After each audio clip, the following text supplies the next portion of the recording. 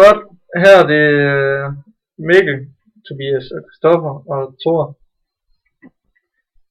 der lige skal vise lidt om Archimedes lov om opdrift. Det er Tobias og Christoffer, der byder mig. Ja. I dag der skal vi vise princippet om Archimedes lov med opdrift. Og det gør vi simpelt med at have en newtonmeter her, der viser op til 1 newton, som så er trykket nedad, når vi har en genstand derpå. Her har vi så et jernlod, så hvis vi hænger det på, så får vi et antal newton vist.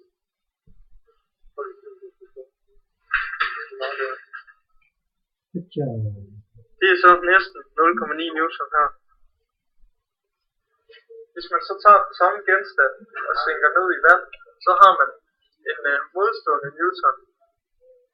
Altså en modstående kraft, der peger opad, som så er opdrift. Som så er volumen af den fortrængte masse, her tilfælde vand. Så, eller ja, der er ikke volumen af den fortrængte masse. Massen af den fortrængte væske hedder det. Som så er vand. Hvis vi gør det, så vil vi se en tydelig ændring i det antal newton.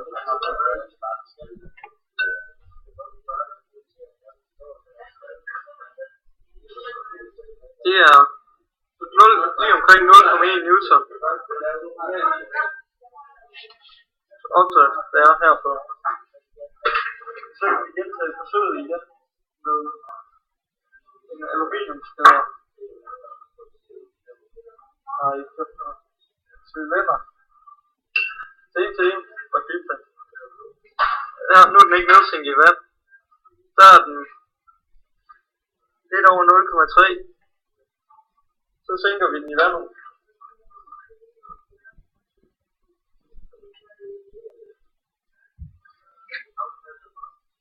Så er det lige omkring 0,5.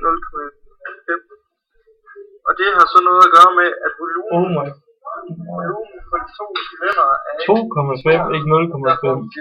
Mængden af den fortrængte væske ikke så.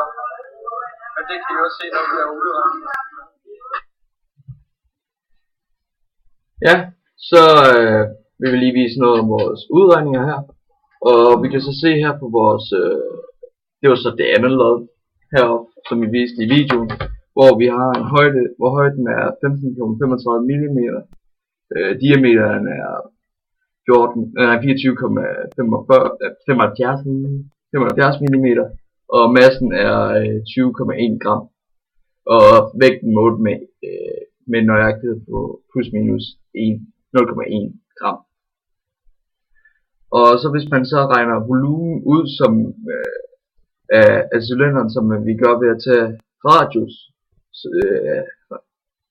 lodets radius i 2 gange pi, så får vi så arealet, og så hvis vi ganger arealet med højden, så får vi så 7.384,97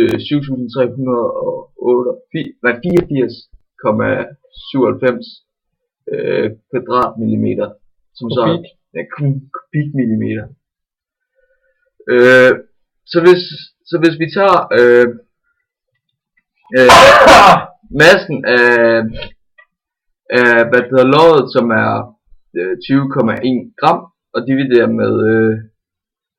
med volumen i kubikcentimeter, så får vi så hvad densiteten er, som er 2,722 gram per kubikcentimeter. Ja, så slog vi det op i en tabel, og så fandt vi ud af, at det var aluminium.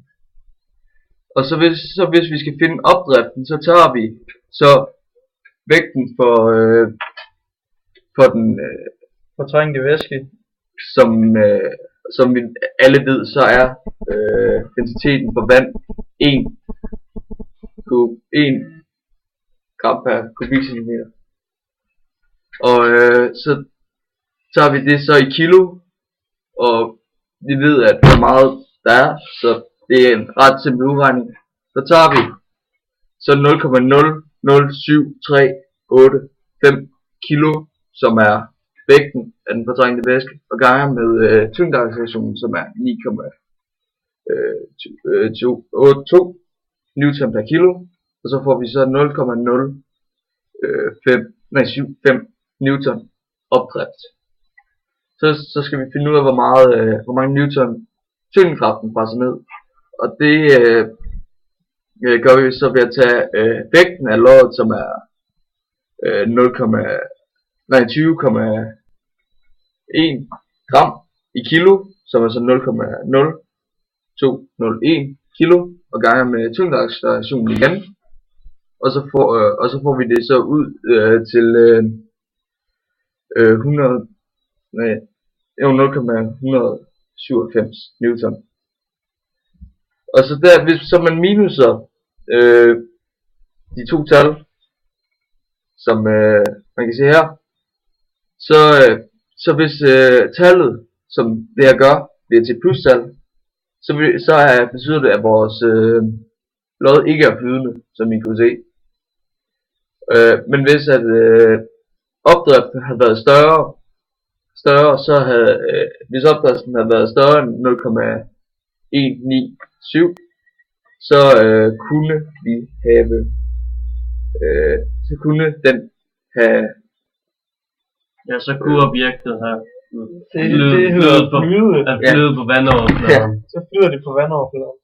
Og så har vi så også gjort det nede under med jern. Det er fuldstændig det samme, bare med jern. Ja.